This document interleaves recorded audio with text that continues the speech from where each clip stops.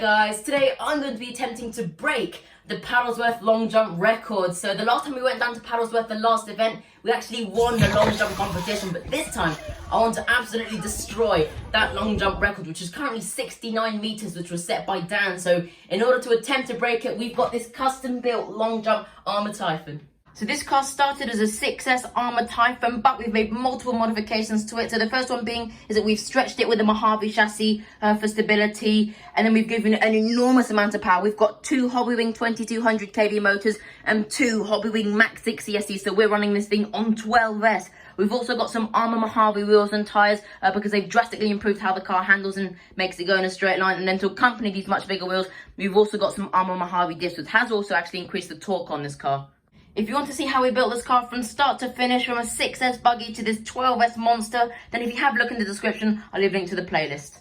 So over the course of the past almost 2 years from when this project started, hundreds and hundreds of hours and £3,000 has gone into designing, researching, building and testing this car, and finally, almost 2 years later, it's in the perfect setup and ready to hopefully set an unbreakable long jump record. So in order to break the record, we're going to have to be exceeding speeds of over 80 miles an hour up to that ramp. And I'm delighted to say that this car will be able to hit those speeds. I've been doing some further testing off of camera to make sure that the car's running straight and handling the way that it does now. So today will be the day, finally. We will break that Paddlesworth long jump record, and we're going to be doing it at the 2022 Paddlesworth August event. So I'm really excited. Without further ado, let's begin. Alright, here we go guys, we're at the long jump here. We've just been doing some test runs. We've been going from the tractor up to the fence post to see if we can get fast enough, and we pretty much are at those speeds. So we've got all the way then up to the ramp, and then the goal is to see if we can get to those bushes. About 10 meters before the bushes, that's where the record is. If we can get over the bushes, then we smash the record. As you can see from the graphs, we've also got the wind almost in our favour. We've got the wind going in that direction, so that should in theory help us fly further as well. Oh no!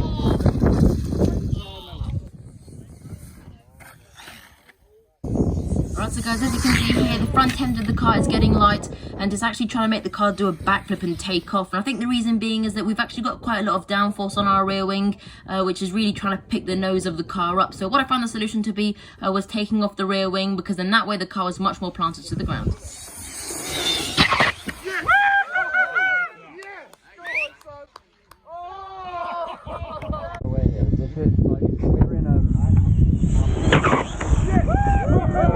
Yes, go on, son. Oh, yes. He nailed it.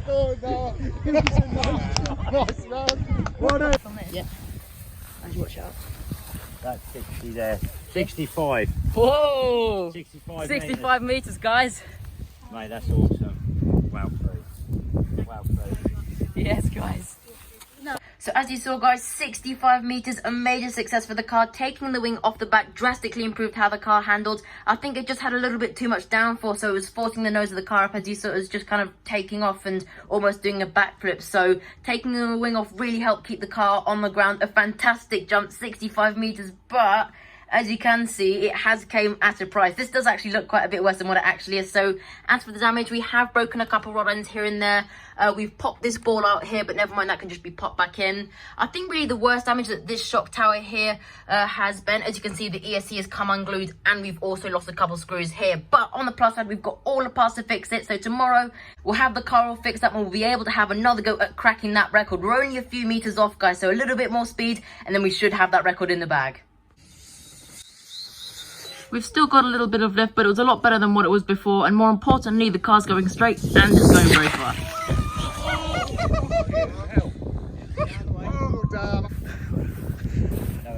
Oh, guys, look, oh my God. Yeah, that's completely totaled. Oh, but more importantly, let's see how far we got. Yeah. Yeah, that's, this is 60 metres. Yeah? So you're about 59. Oh, we didn't get as far as last time. Let's just out of curiosity have a look how fast we were going. 72 miles an hour. That was good. That's fast. But like I said at the beginning of the video, guys, we should really be doing 80. I think our takeoff was a little bit wobbly. The car's starting to wobble at the end of there.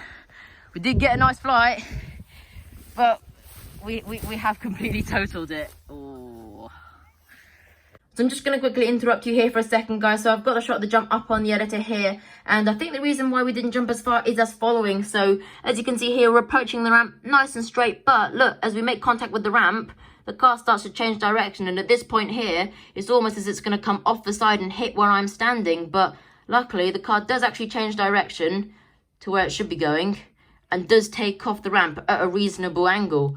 But at this point here, we're going in the wrong direction. And we've basically just done a massive drift all the way up to here, which is about 2 meters, which would have massively robbed our speed. We probably lost about 6 or 7 miles an hour just from that distance up to there. So at this point here, the GPS was probably reading 72 miles an hour, the peak speed. But when we were leaving the ramp here, we're probably only doing 65, hence we wouldn't have jumped as far. I was quite baffled when I read the reading at 72 and it had only done 59 meters, because with that speed mathematically, we should be getting at least maybe a 65, maybe even a 67 meter jump with that. So for it to only be 59, I was a bit confused. But having a look on the editor here, it does make a lot more sense. If you put the jump in real time, it looks straight. But as I've just shown you, we're going in the wrong direction there. So our 72 mile an hour reading on the GPS was probably at this point here, because as I've just shown you, we lost a lot of speed going to there. So like I said, we're probably taking off at this point here at about 65 miles an hour, hence we didn't jump as far. So we're back now, guys, and overall a phenomenal weekend. We absolutely crushed that long jump competition and won this epic first place trophy here made by Sarah. It's got my distance and my name on it, a truly awesome prize to have received. So not only did we destroy that long jump competition, but we are now the official long jump record holder at Paddlesworth. The jump that Dan did was actually still a few meters further, but his jump wasn't done on a competition day, so technically it's not official. So for the meantime, I am the official Paddlesworth long jump record holder. Check it out, guys. Paddlesworth 2022 jump winner, 213 feet, 65 meters. And there's the little picture of the RC car there jumping into the moon. So before we have a look at the record holding car, I just want to give a massive shout out and thank you to everyone at Paddlesworth on the event. They were all behind me, all wanting me to succeed.